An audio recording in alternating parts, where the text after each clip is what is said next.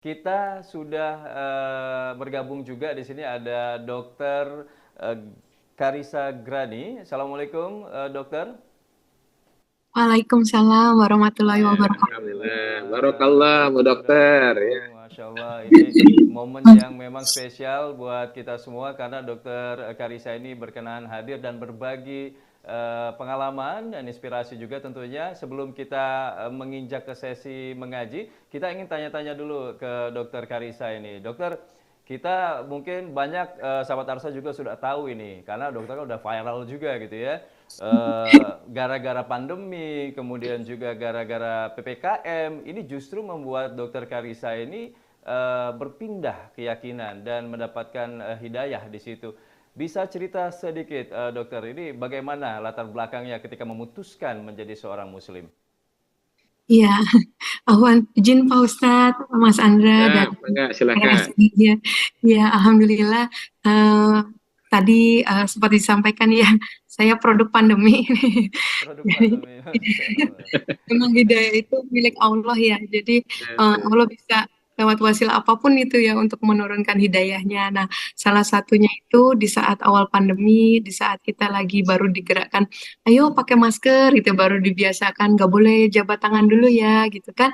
Terus rajin cuci tangan. Nah, itu saya satu kali melihat seorang perempuan muslimah memakai niqab gitu ya. Jadi yang biasanya saya pandang sebelah mata awan ya, jadi kayak ngapain sih sampai ditutup cuma kelihatan matanya doang gitu ya. Kemarin-kemarin mikir gitu, tapi waktu itu Allah kayak muliakan gitu. Di situ saya melihat, loh kok bisa ya ajaran yang sudah berabad-abad lalu gitu ya, kok bisa inline sama kondisi sekarang. Hari ini kita pakai masker seperti beliau yang pakai niqab. Terus beliau saya perhatikan nggak mau jabat tangan dengan yang bukan mahram. Terus jaga wudhu, nggak cuma waktu lagi mau sholat, tapi ketika batal wudhu lagi gitu. Jadi kita kayak rajin cuci tangan. Termasuk juga terkait COVID itu ada penelitian gitu ya, bahkan di luar negeri katakan sebenarnya virus itu nggak langsung masuk ke tubuh kita, tapi 3 sampai 4 jam tuh ada di rongga hidung. Saya sampai hitungin, jadi di kesimpulannya harusnya kalau orang Islam itu bisa menjaga wudhunya, harusnya orang Islam orang yang terakhir kena corona gitu. Kalau dari jalan masuknya virus gitu ya. Nah, waktu itu, masa sih saya tuh masih skeptis-skeptis gitu ya. Terus saya coba penasaran, saya hitungin gitu. Dari waktu subuh saya taunya jam 5 gitu. Zuhur jam 12, oh kan lebih dari 3 sampai 4 jam. Ternyata ada sholat duha. Kemudian pas ya sholat asar, sholat maghrib 3 jam. Kemudian sholat isya ke subuh jauh banget gitu ya. Tapi oh ternyata banyak sekali sholat. Bisa sholat malam, sholat witir, sholat sunnah sebelum tidur dan sebagainya. Kemudian termasuk juga Pak yang tadi Pak Ustaz sampaikan gitu ya bahwa Al-Quran itu asyifa gitu ya. Eh, Saat itu di saat banyak teman-teman yang kena corona, terutama kami kan di dunia kesehatan ya, itu pastinya gitu karena terdepan lah gitu. Jadinya ya wajar gitu kalau banyak sekali yang tumbang gitu. Alhamdulillahnya waktu itu saya termasuk orang-orang terakhir gitu ya yang sempat sekali kena gitu. Tapi waktu awal-awal itu mereka sampai sempat bertanya-tanya gitu ya, apa vitaminnya gitu, apa vitaminnya gitu sampai bisa ini, padahal saya nggak minum vitamin gitu ya. Bukan orang yang rutin minum vitamin, dan bahkan katanya vitamin kan berbagai macam tuh waktu awal-awal pandemi itu ya, kita sampai minum, disuruh minum ini minum itu ikut aja gitu. Saya sendiri enggak gitu, saya cuma mengandalkan tadi, saya yakin Quran itu asyifa gitu ya, penyembuh penambah segala penyakit. Jadi waktu itu cuma berusaha jaga tilawah aja gitu, dengan apa namanya, walaupun dengan maaf Pak Ustadz makrosnya nggak benar mungkin gitu ya, tajwidnya apa lagi gitu. Tapi ya itu betul sekali yang saya alamin gitu, yang saya terasa. Dan ketika saya pun akhirnya kena COVID, saya juga menyadari, oh tilawah saya lagi berkurang itu saat itu gitu. Jadinya pertahanannya mungkin jadi berkurang gitu ya. Jadi singkat Masya cerita, Allah. singkat Iya. cerita itu dari awal dari situ saya malah tertarik Islamnya dari masalah medis ya. Jadi kepo-kepo apa manfaat gerakan sholat itu secara medis. Saya nggak nyangka gitu. Mungkin kirain manfaatnya hanya waktu sujud gitu ya. Seperti kita tahu pasti peredaran darahnya ke otak dan sebagainya. Tapi ternyata dari berdiri sampai salam yang kayaknya gerakannya sederhana ya. Tapi itu ternyata semua ngefek ke kesehatan. Termasuk ketika ngaji. Ngaji pun saya mencari tahu itu kenapa. Oh ternyata sampai oh ya kenapa ya Domas harus monyong gitu ya. Itu ternyata juga ini ibu-ibu nih senang juga. Itu bisa latihan wajah juga ya, jadi awet muda itu. Ada guru saya yang itu udah umur berapa ya?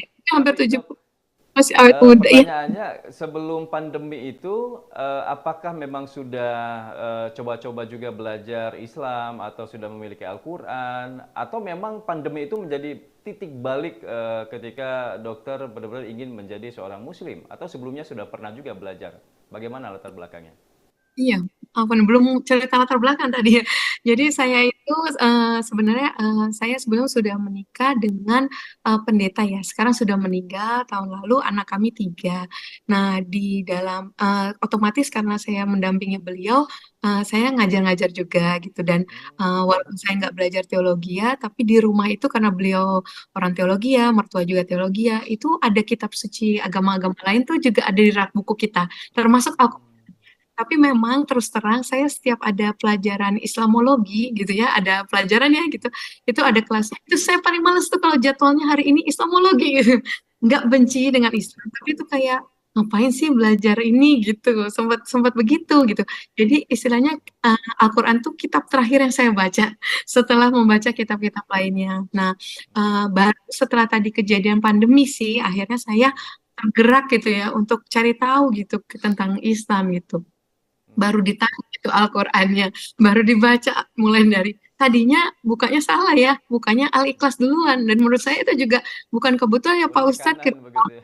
betul betul kenapa Allah tempatkan Al-Ikhlas di di surat 112 di pojok sebelah kiri atas gitu, karena kami yang awam itu pasti bacanya itu duluan gitu dan banyak dari mualaf yang saya kenal itu dapat hidayahnya justru tadi ya, mau cari tahu tentang Al-Quran, ketemu pertamanya itu Al-Ikhlas gitu. Jadi Masya Allah, betul-betul Al-Quran ini luar biasa gitu ya. Itu yang akhirnya antara lain selain Tauhid, ya keyakinan bahwa Al-Quran ini betul-betul dari Allah gitu ya, dijaga dari perubahan dan sebagainya, termasuk sains semua banyak disampaikan di dalam Al-Quran, itu antara lain yang akhirnya membuat saya mantap bersyahadat. Masya Allah. Gitu. Dok, ini kan memang prosesnya Barakallah. kita dengar juga ya tidak mudah ketika berpindah begitu kan. Oke lah, itu mungkin sudah banyak yang membahas itu. Tapi kita ingin tahu dari proses kalau tidak salah Maret 2020 ya menjadi mualaf. Nah sampai dengan sekarang itu proses belajarnya seperti apa? Apa challenge terbesarnya ketika menjadi seorang mualaf? Iya, jadi waktu awal-awal itu sebenarnya saya hanya belajar gitu ya. Itu tadinya tujuan awalnya cuma supaya nanti kalau anak saya tanya, keluarga saya tanya, saya bisa jawab gitu. Tapi ternyata kemarin Allah izinkan untuk sempat banyak orang yang jadi tahu gitu ya, dan mungkin terinspirasi, jadi menggerakkan saya. Mungkin itu cara Allah juga ya, supaya saya nggak ada excuse apapun gitu ya, dan seperti waskat ya, pengawasan melekat nih apa namanya, kebetulan saya PNS gitu di Dinkes DKI. Nah, itu jadi kayak Allah jaga gitu ya. Nanti ada orang yang tahu kamu malah berbuat yang nggak benar, nggak jadi contoh kan juga nggak ini. Termasuk juga di belajar gitu. Jadi termotivasi untuk terus belajar gitu ya. Kalau cuman untuk kepentingan pribadi, keluarga mungkin kita bisa berhenti gitu. Nah, antara lain ya tadi saya dipesankan oleh guru saya, terutama sebelum kamu belajar buku-buku lainnya gitu, ciptaan manusia gitu ya, karang manusia, kamu harus tadaburi gitu ya. Itu Al-Quran dulu justru gitu yang ditadaburi gitu ya. Kelotokin lah gitu ya. Istilahnya pertama mungkin kita masih kejar kuantitas gitu. Beliau bilang gitu. Selesaiin, katamin terus. Kalau bisa 1 bulan satu kali khatam gitu minimal gitu kan. Itu yang saya kejar duluan gitu. Ngerti nggak ngerti artinya gitu ya. Salah nggak salah nyebutinnya ngajinya gitu ya, sampai akhirnya tingkatkan kualitasnya gitu, perdalam mulai dari asbabun nusulnya gitu kan, terus sampai nanti apa prakteknya gitu ya, apa tafsirnya dan sebagainya, seperti itu sih awalnya, sampai akhirnya saya diizinkan untuk membaca hadis juga. Saya kira semua hadis itu ya apa sahih gitu. Ternyata ternyata dipilah-pilah lagi ada yang palsu, ada yang doib gitu dan sebagainya kan. Nah, ternyata gitu.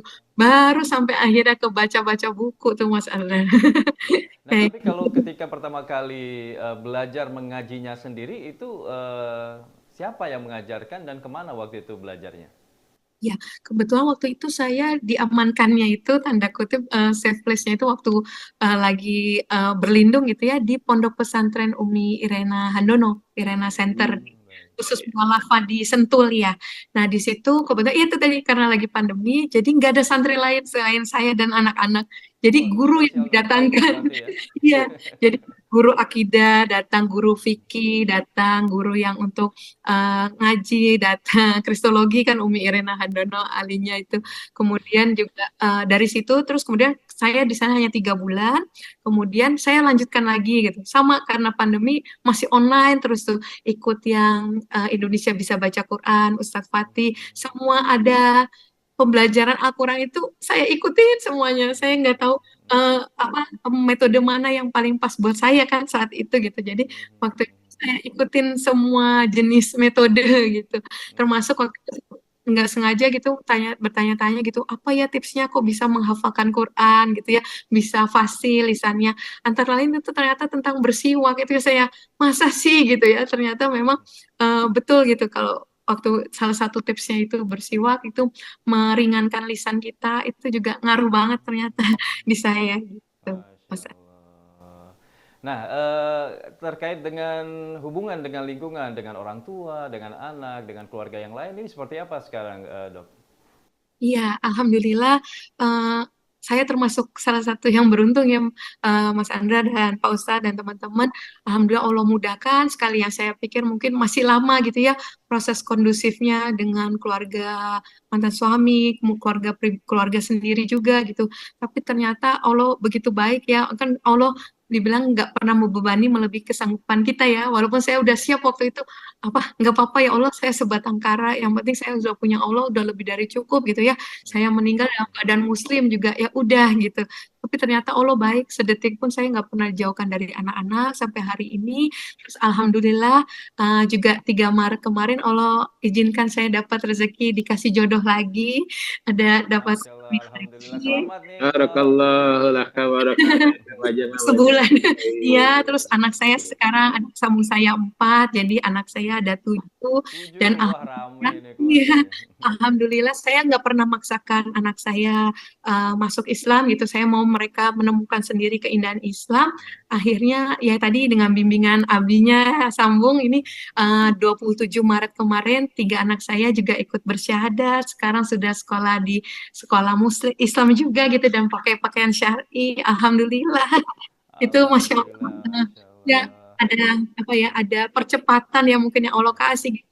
Di saat mungkin ada saudara-saudara mualaf saya yang mungkin syahadat lebih dulu, tapi sampai hari ini masih berjuang itu apa? Saya juga masih berdoa dan mendukung mereka gitu. Iya, iya. Tadi kalau misalnya dikatakan ada tempat perlindungan, kondisi yang kondusif lah. Ini kita sudah tahu lah apa yang terjadi sebenarnya begitu ya. Begitu beratnya perjuangan dari Dokter Karisa ini untuk bisa menjadi seorang mualaf gitu.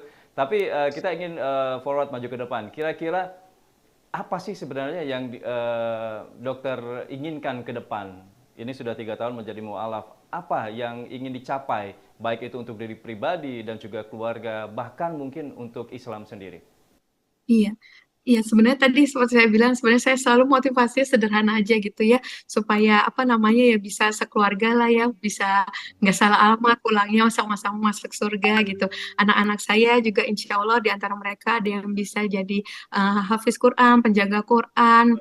Kalau syukur-syukur bisa jadi imam Masjidil Haram, imam Masjid Nabawi, gitu. Amin ya rabbal Pembebas alamin. Al-Aqsa ya. Itu doa-doanya penerus dakwah Islam gitu ya doa-doa kami sekarang sih begitu gitu. Saya pun kemarin memutuskan menikah dengan suami juga kami nggak muluk-muluk gitu cuma pengen pulang sampai rumah maghrib isya ngaji bareng anak-anak kayak gitu jadi apa nggak lebih gitu ya juga mudah-mudahan anak-anak juga di hatinya isinya seperti itu berakhlak mulia seperti Rasulullah gitu syukur-syukur kalau Allah bisa pakai kami gitu ya untuk bisa terlibat di jalan dakwah, alhamdulillah gitu. Amin. Amin. Ini salah satu dakwah juga nih yang sudah disampaikan ikut serta di Arsal Mengaji ini, Dok. Terima kasih, Dok.